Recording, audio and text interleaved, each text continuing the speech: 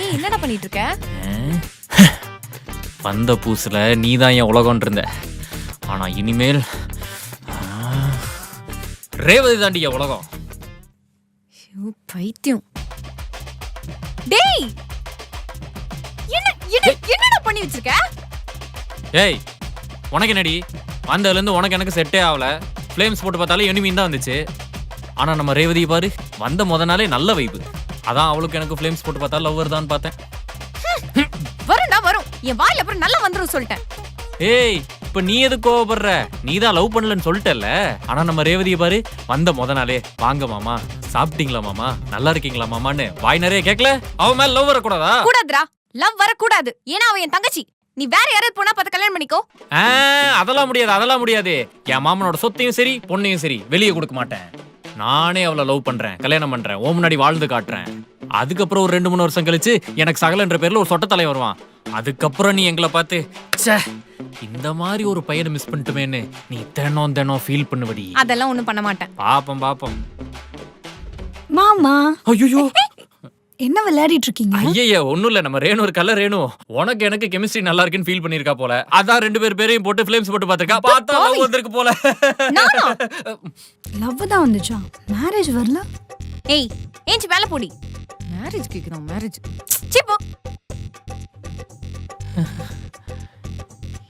இது மேரேஜா? ஏய் இப்ப நீ ஏன்டி இவ்ளோ ஓவர் ரியாக்ட் பண்ற? ஏ தெடிமாடு இங்க வாடா. இந்த லிஸ்ட்ல எழுதி இருக்கதெல்லாம் போய் வாங்கிட்டு வந்துரு. என்ன நூடுல்ஸ் கிரீம் பிஸ்கட்ல எழுதவே இல்ல?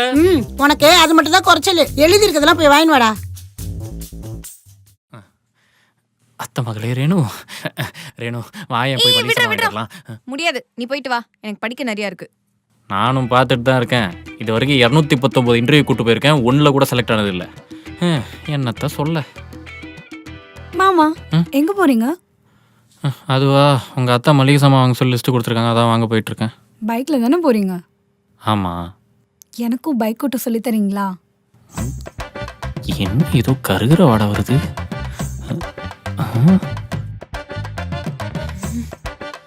ஓ பொசசிவ்னஸ்.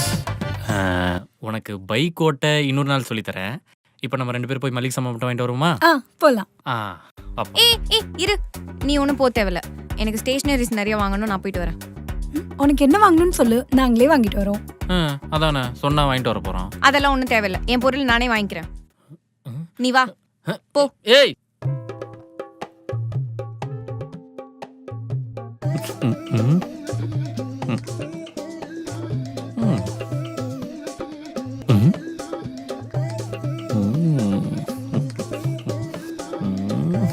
ஐயோ சமையல் பண்ணணும், பாத்திரம் தேய்க்கணும், காய் வெட்டணும், கை வேற வலிக்குது.